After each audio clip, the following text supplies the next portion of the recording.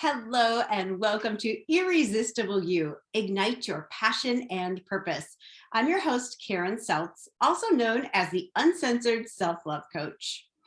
Tonight, we are going to talk about how to break the cycle of people pleasing. And I wanted to share with you something personal from my life.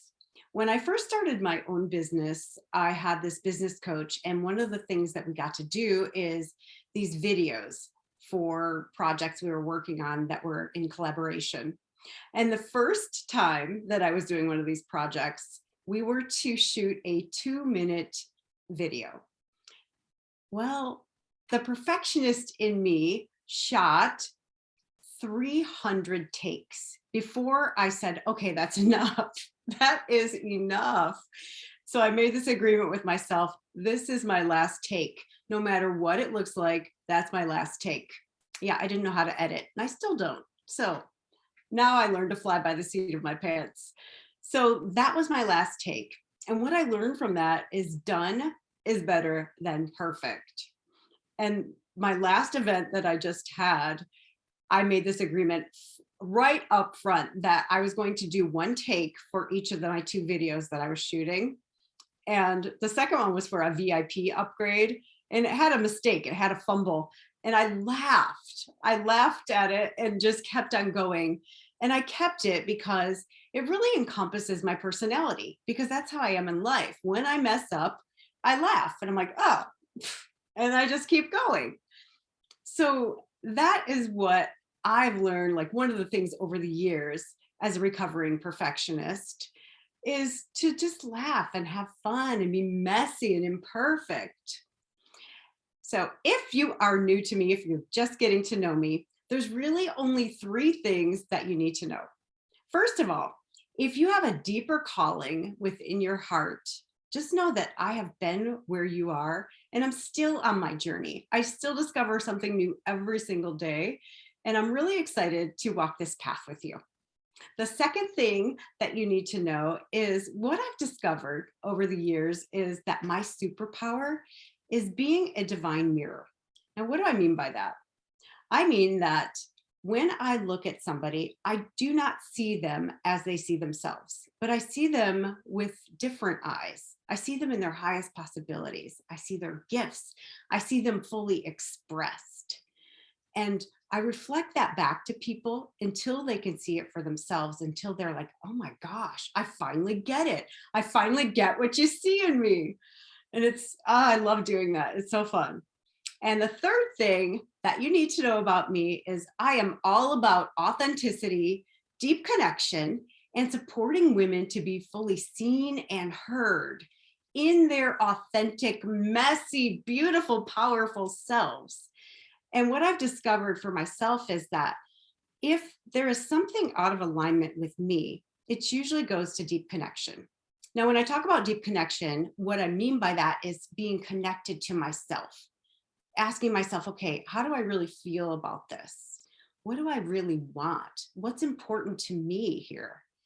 And really honoring that, whatever comes through. So that's one of the things that I teach my clients too, my coaching clients, is how to be connected with that authentically, with what they really want, with their soul's calling, with their passion, their purpose, their desires.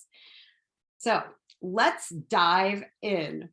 I think it's important before we start on this topic of people pleasing to figure out, or to know why we do it. Why do we people please? And if we choose to be uncomfortable and to stop it, what's on the other side for us? So let's break it down with how or why we start people pleasing. So for me, I'll give you an example. In my childhood, I grew up in a chaotic household, and there was some physical abuse involved. So I grew up reading people's faces and changing what I was saying in order to stay safe, to not get hit. And I learned that tactic as a survival technique. And even when it didn't serve me anymore in my adulthood, I kept doing that. So I was constantly reading the room. So I was reading people's faces to see if I was safe, or to see if they liked me, to see if they liked what I was saying, if it was, I don't know, not even landing, because that's not really true. I was really trying to stay safe and to please somebody, to be what they expected. And it really backfired because over the years, I had no idea who I was, what I liked, what I wanted. I never checked in with myself. I never even bothered to ask, like, what do I think about that? What would I rather do? What movie do you want to see, Karen? I'm like, well, what do you want to see? It doesn't matter. I'm flexible. Ugh. Bleh. Now that makes me want to vomit at this point in my life. So maybe you can relate. So why we do it is lots of different reasons. We get a payoff. And one of the things that I've learned is when we feel empty, alone, or afraid. So when we feel empty, alone, or afraid, all we can see when we have an interaction with somebody else is what they can do to us, which means, like, are they going to hurt us? So we're protecting ourselves. We're putting up the walls. We're constantly in protection mode, or what they can do for us, which means we feel like we're lacking something, we're missing something, and I'm looking outside of myself for someone else to put something in me, to fill me up. So maybe I'm seeking praise because I feel unworthy or unlovable. Maybe I'm seeking power because I feel powerless. I give my power away because I'm saying yes to all these things that aren't yeses for me. They're not in alignment for me. Maybe I'm seeking pleasure because I've denied myself for so long. There are all kinds of things. Safety is another big one. Sometimes we're just seeking safety. We just want to be safe, especially if we have a history of abuse of any kind, physical, emotional, mental, spiritual. We want to stay safe. So when we're empty, alone, and afraid, all we can see in interactions with other people is what they can do to us or what they can do for us. Now, when we're in that situation, we're always on the hook. We are constantly looking outside of ourselves. So it's a trick that the ego, and when I talk about the ego, I mean the spiritual ego, uses to create this sense of separation that we sometimes feel, where we feel like we're separate from other people, we're separate from our higher selves, we're separate from source, God, universe, spirit, whatever you want to call it. And in this particular case, it's like a seek and not find. So you've probably seen these people, or maybe you're friends with some, they're always into something new. Like it could be like a different type of exercise. It could be a religion. It could be a self-help guru, but they're always into something different. And they go gung-ho. They're like, oh my gosh, this time it's going to be different. I'm going to change. I'm going to be different. And they go back to being the same because it's a trick the ego uses. It's seek and not find. Whereas when you bring it home and you start to realize I have everything I need within, and spend some time with yourself, get quiet, ask yourself the questions like, what do I really want? What's important to me? What are my values, which we're going to go into a little bit more tonight. When you start asking yourself that, and then using that as your barometer or your filter before you say yes, then things start to make sense and you start to be able to fill yourself up and not look outside.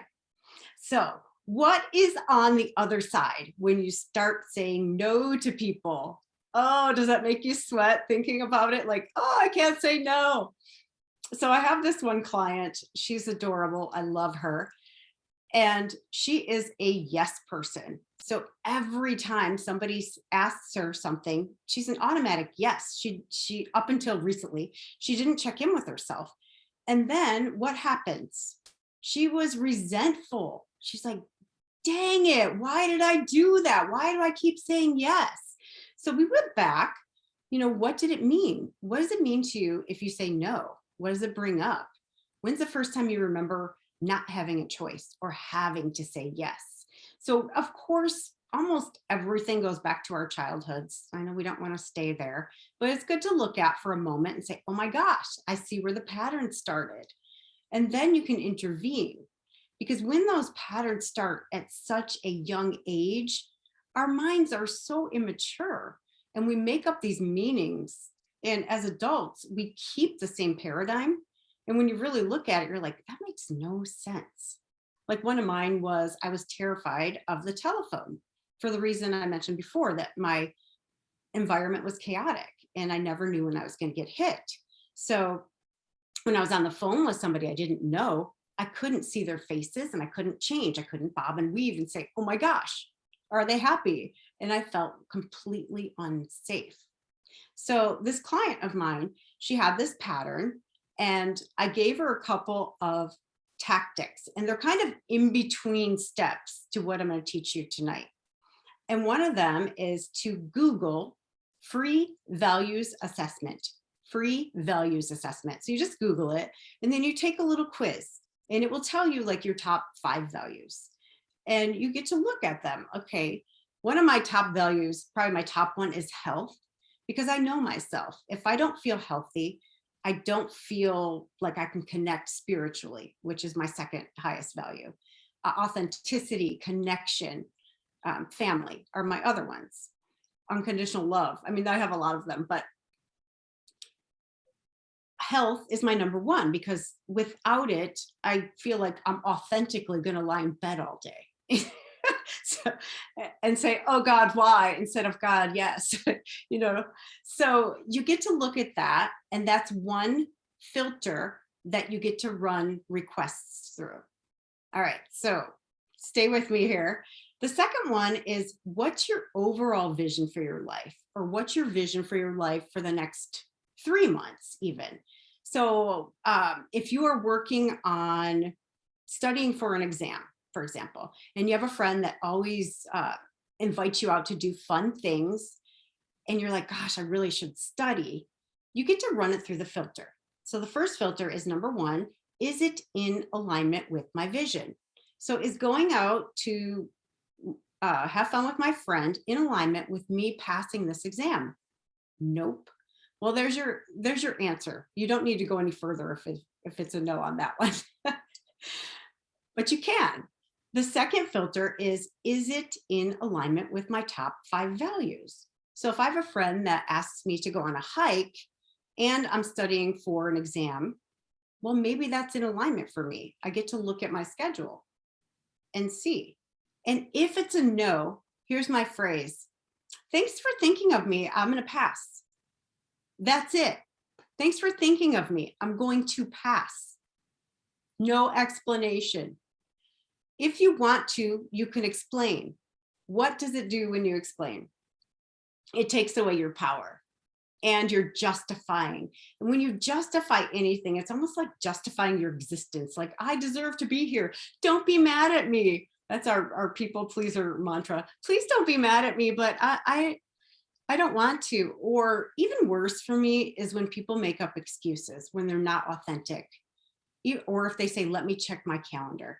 Because if I said to you, I'm going to go to this event and everybody there is going to get $1 million, I mean, that would be a yes for most people. They would not be checking their calendars, right? Like, so it's really a bullshit excuse. And most people can see right through them. So if you make up an excuse, that is not being authentic, which leads me into a whole nother topic about integrity and trusting yourself. So I highly recommend just learning to say no. So you say, thank you so much for thinking of me. I really appreciate it. I'm going to pass on this. You can say it's not in alignment with my vision. And I am 100% going to pass this test. Maybe you could help me study. Would that be fun for you? Who knows? Like, offer an alternative. So that's a beginner's kind of tactic. And I want to go more advanced because, hey, why not? So what I do is I check in with my body. When people ask me something, wait, let me back up. So when people ask you something, one of the bridges, so you're here and you want to get to here. You're a yes and you want to get to no. Something to bridge that gap is, let me think about it. Just a simple phrase. You're buying some time to check in with yourself. You can check in with your vision, your values, and then the third thing is your body. So let me think about it. I'll get back to you by this date and time. And then you follow through. So when you're checking in, just feel it in your body. Like, is it a hell yes? Or is it a eh? Because if it's a meh, then it's a no. Anything that's not a hell yes is a no. And when you start to pay attention to your body is a beautiful lie detector and truth detector. So when something's out of alignment for you, some people feel like in their chest will get tight, their throats will get tight, their stomachs. There is usually some kind of contraction that takes place in the body. Or it could be pain, physical pain or tension, like, oh my gosh, all of a sudden my shoulders are so tight, man. Well, there's your sign. So pay attention. Your body does not lie. If you feel open and expansive and you're like, oh yeah, that sounds great. Oh yeah, I can't wait to do that. Then say yes.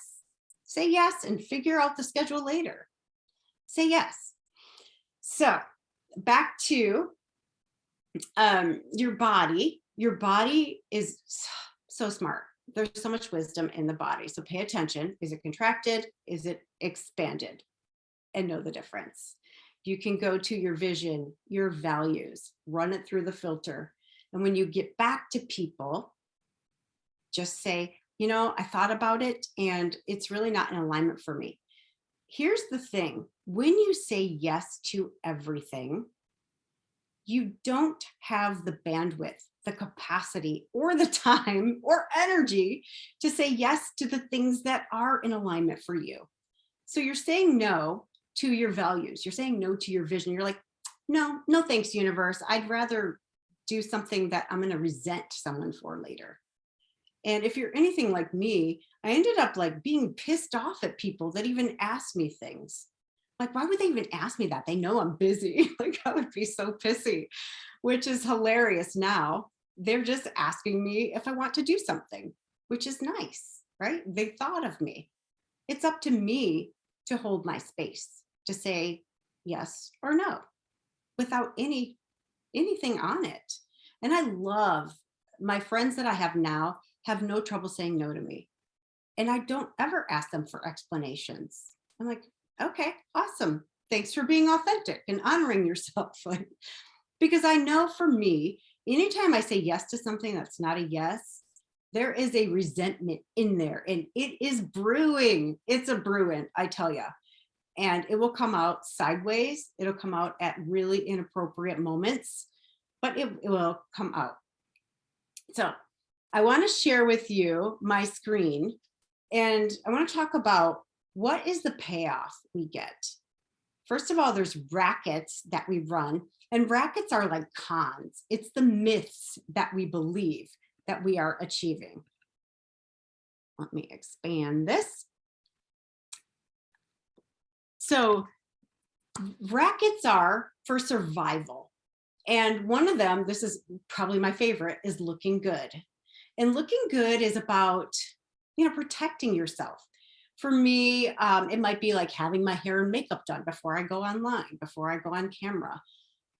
It's also knowing the right thing to say. Because I know for years I wanted to do speaking, but I thought, well, I don't know what to say. I can't serve anybody. And I never felt like I was enough or that I knew enough to be of service. So I did nothing for way too freaking long. So part of my journey has been like taking messy, imperfect steps and just like doing it. Another one is being right. Oh my gosh, who can relate to this one?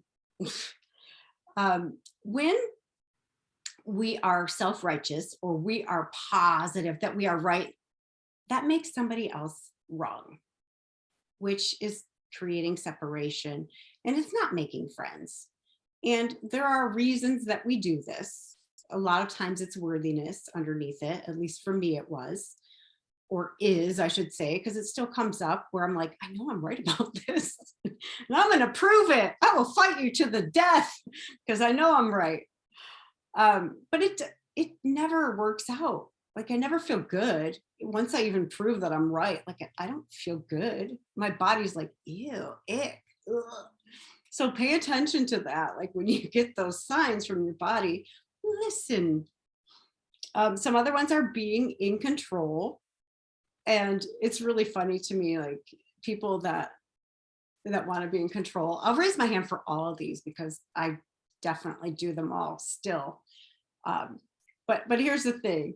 I've done so much work that I shift quicker out of these, but I still do them. I still like, oh, there I am being controlling. And for me, control is about safety, which is another one of them. It's staying safe. So when I feel like I can control a situation, then I feel safe, but it never works out. I never get what I want, which, yeah. Avoiding pain, we've talked about that a lot, about what I've done to avoid pain. So when we implement these strategies, that sounds so strategic. I think I will implement the strategy of looking good today. No. But so when we do these unconsciously, really, we are looking for some type of payoff. And the big categories for these are recognition, which is like attention, importance. For some people, it's sympathy. You know, they're really good at being a victim. I know I used to be. The second one is excuse for, and that's again, like self-righteousness, slacking off. That was one of my big ones. I used to be lazy because I was stuck in analysis paralysis. So it wasn't like I was a lazy person, but I was so stuck. I was so afraid to make a mistake that I did nothing. Deception is trickier because we don't see it in ourselves, but sometimes we want to be right so badly that we'll manipulate or we'll use leverage, or we want our way because we feel like if we don't get our way, somebody doesn't love us. So we're having them prove that they love us. So this one's trickier. It's a lot more covert. It's more difficult to see. Protection is a big one. It's like this, my belief is a fact. And if you watch last week's episode, we talked about beliefs. They're all subconscious programs. And we're not conscious of any of our beliefs really until we do the work and bring them up. So it's like maintaining beliefs like they're a fact. Fairness. Fairness is a belief a lot of people have, like life needs to be fair. Well, it's not. I hate to break it to you. Avoidance is a big one. Running behaviors where people escape into addictions or habits. That's a protective mechanism. And then excuses like, oh, I'll tell you all the stories, all the reasons why I can't do something, or why I'm powerless, or why I'm a victim. So those are some of the things that we run as human beings under the surface. One of the things that I love to share with people is to have a neutral relationship with these, and to even make friends with these places in ourselves that are wanting to be right. And when I catch myself there now, I'll play. I'll be like, oh my gosh, Karen, you're so cute. Yep, you're the smartest person in the room. Yes, of course you are. Here's your ribbon. Here's your trophy. Now go, have a lollipop. Go sit in the corner. I got it from here. So have fun with it and notice. And then if you really look at what the payoffs were, if you can look and try to find a healthy way to meet those needs yourself, like the need for recognition or significance or to matter. How can you matter? How can you make a difference in someone else's life?